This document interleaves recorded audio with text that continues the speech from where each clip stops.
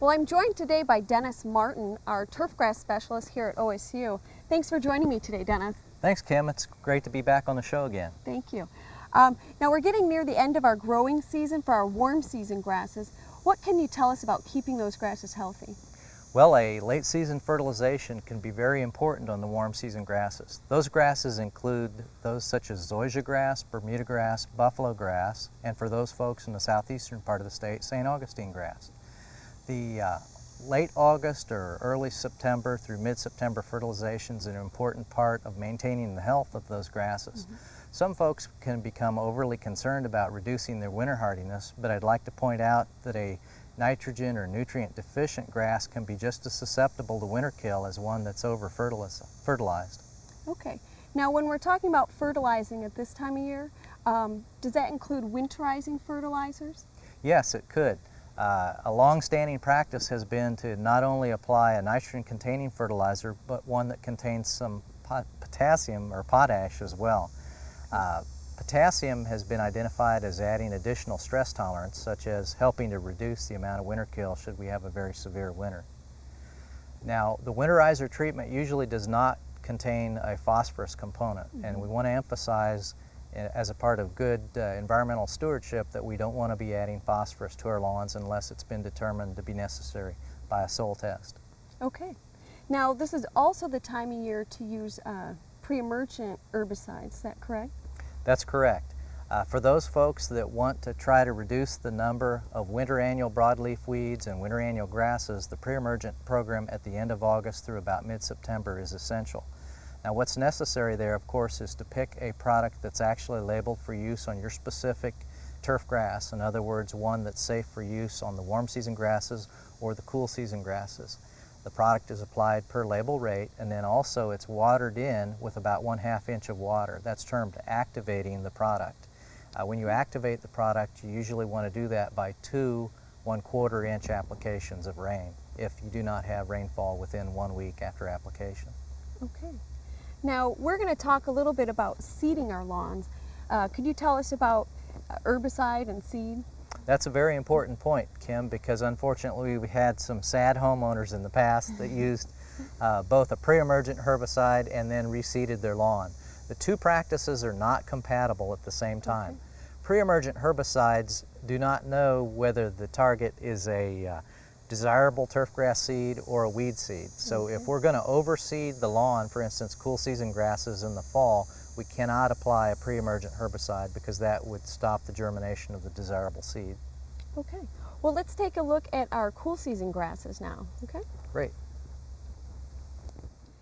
In our shadier locations, we use cool season grasses, but here we have some cool season grass that's just not doing so well. What can you tell me about this? That's right. It's obviously not thriving. Kim, this is an area that's had a problem for a number of years, and turfgrass really isn't the solution here. But in terms of what is the actual problem, we have turf-type tall fescue, a cool season perennial grass, which certainly we recommend for the shade. But in this particular site, we have a number of factors working against us. Those include shade, excessive competition for nutrient and moisture from the tree roots, and also a very high amount of disease because of the reduced air movement associated with this mature landscape. Okay. Working on any one of those problems alone will not fix this situation. We'd have to have a multifaceted approach to really make progress. Okay, so in this area that doesn't seem very reasonable. What are some of our other options? Okay, obviously turf is not always the solution, certainly not the solution in this case.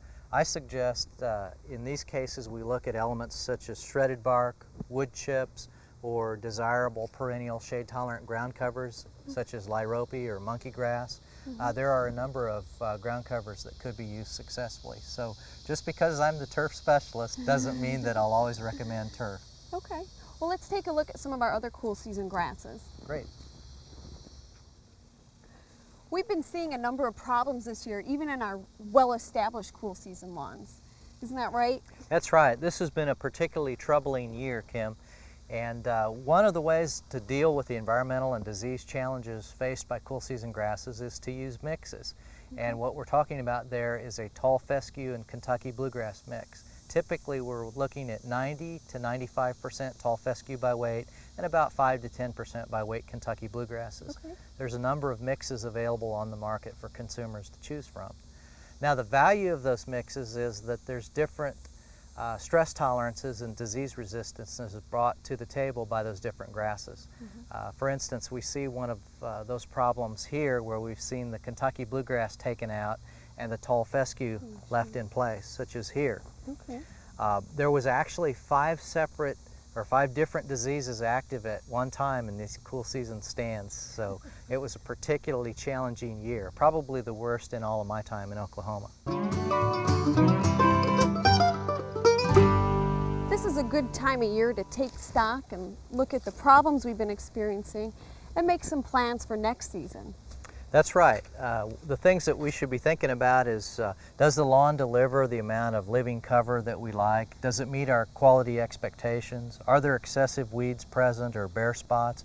All of these things help us really identify if we have a good management program in place. An integrated program involving the right turfgrass species and proper management, including irrigation, fertilization, mowing, and herbicide use if necessary, is all part of the integrated process to get a nice lawn. Okay. As we look at this area here, we see that we've lost most of this perennial ryegrass stand and it's been replaced by several weeds.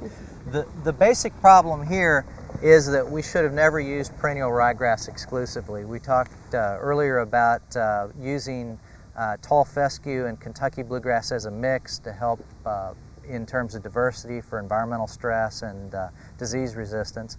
In this case, we had 100% stand of perennial ryegrass. Now we're down to much lower cover. We didn't have a weed management program in place. We see a lot of prostrate spurge, yellow nut sedge, and various other weeds. Now, if we'd have maintained our grass cover and it had good disease resistance, those weeds wouldn't have been as severe, but in the absence of a pre-emergent program, they were allowed to even grow worse as a problem. Okay. Well, as we look at establishing or re-establishing our lawn, what should we think about when we're selecting seeds? You mentioned having not a pure stand. What else do we want to look into? Okay, first of all, determine if the cool season grass approach is really the appropriate one. In shade, it usually is. Sometimes we can get by with some zoysia grass use, or those folks in the farther southeastern part of the state, Ardmore, Medill, Durant, shaded areas, they can get by with St. Augustine, but not in northern areas of the state. Get the grass established at the proper time of year. If it's a warm season grass, that usually involves a May-June approach towards establishment. For cool season grass lawns, that's typically a mid to late September, even into early October approach. So timing is everything in terms of which grass species you're trying to get established. What's important on the label that we should be looking for? Well, Kim, we're very fortunate that there's a consumer protection law that requires that all seed sellers have the components of the seed actually labeled. Sometimes the branding on the front of the package is helpful to us, but what's really helpful for the consumer and as a consumer protection law is the actual legal seed label. It's usually located on the back or bottom of the bag. It tells us what species and varieties are present, also the amounts of those types present, and also when the seed was last tested for purity and germination. We want to make sure that the germination was tested, at least in Oklahoma, sometime within the last 9 months time period. If it doesn't have the date of testing, usually the manufacturer will have a different approach and they'll say the product must sell by a certain date. So make sure you haven't exceeded that sell by date. Another very important component is called other crop. To you and I as horticulturalists, that means weed, but by the law, it actually could be another crop. In the case of tall fescue, we have a concern over orchard grass, a cool season perennial forage that is sometimes present in the seed production fields. We never really want that other crop to be present at 1% or over, and ideally it would be at only 0.5% or even lower in the seed content. Okay, and you'll find that information right on the back of the on label. The legal seed label, yes. Wonderful. Well, thank you so much for joining me today. Thank you very much. Perhaps next week you could join us and we could go ahead and take care of some of the problems we've been seeing out here. Yes, we're looking forward.